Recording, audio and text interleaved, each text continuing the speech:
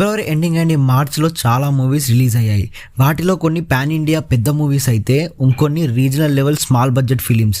అలా చిన్న బడ్జెట్తో స్టోరీని నమ్ముకొని మంచి హిట్ అయిన 7 best movies in recent times available in Telugu అనేవి చూద్దాం. స్టార్ట్ చేసే ముందు గైస్, మీకు movie updates and film making tips and tricks కావాలి అంటే follow our Instagram Jalsapedia. And నాతో పర్సనల్గా మాట్లాడాలి అంటే message me on my personal Insta director online. Both links in description. Late చేయకుండా లెట్స్ స్టార్ట్ అవర్ షో.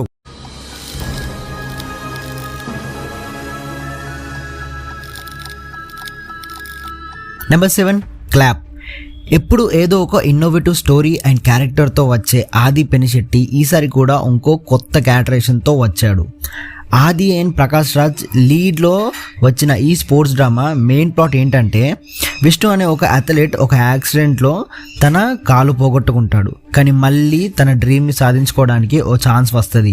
తన డ్రీమ్ని సాధించాడా, దానికోసం ఏం చేశాడు, ఎన్ని కష్టాలు పడ్డాడు అనేది స్టోరీ.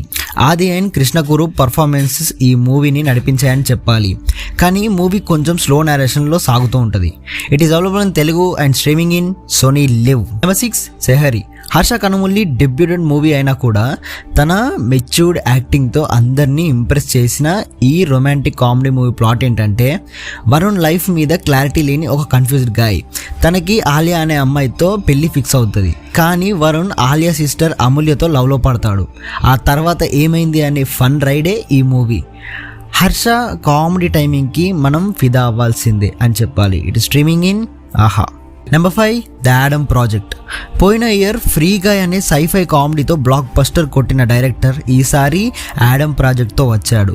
ఇది కూడా ఇంకో సైఫై కామెడీ ఫిలిం. ఈ మూవీని మినీ మార్వెల్ మూవీ అని కూడా అనొచ్చు. ఎందుకంటే ఒకే మూవీలో Deadpool, Hulk and Gamora act చేసిన Ray Reynolds, Mark Ruffalo and Zoe Saldana ఈ మూవీలో యాక్ట్ చేశారు.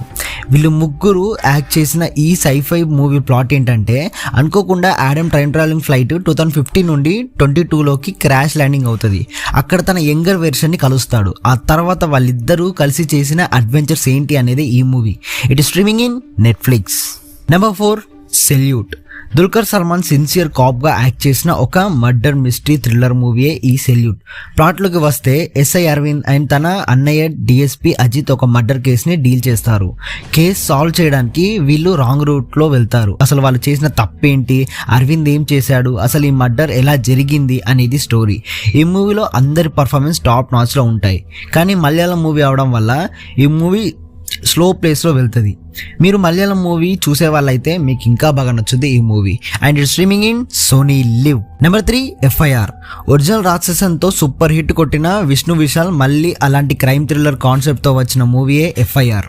ఈ మూవీ ముందుగా రిలీజ్ అయినప్పుడు నేను చూడలేదు. బట్ ఓటీటీకి వచ్చాక ఈ మూవీని మన మాస్ మహారాజా రవితేజ ప్రజెంట్ చేశారు అని తెలిసాక చూసా. థ్రిల్లర్ లవర్స్కి ఈ మూవీ ఒక Dairy Milk chocolate with full of ice cream లాంటిది. మూవీ ప్లాట్లోకి వస్తే ఎన్ఐఏ ఒక మోస్ట్ వాంటెడ్ టెర్రరిస్ట్ని వెతుకుతూ ఉంటుంది. అతనే అబూబకర్. సో తను ఇండియాలో సీరియల్ బ్లాస్ట్ చేస్తూ ఉంటాడు. మన విష్ణు విశాల్ ప్రతి బ్లాస్ట్ అయిన ప్లేస్లో సస్పెక్టెడ్గా కనిపించడం వల్ల మన విష్ణు విశాల్ని అరెస్ట్ చేస్తారు. అరెస్ట్ చేసిన తర్వాత ఏమైంది, విష్ణు విశాల్ టెర్రరిస్టా అనేది story. It streaming in Amazon prime. Number 2 83. హిస్టరీని అలా కళ్ళ ముందు ఉంచింది ఈ మూవీ.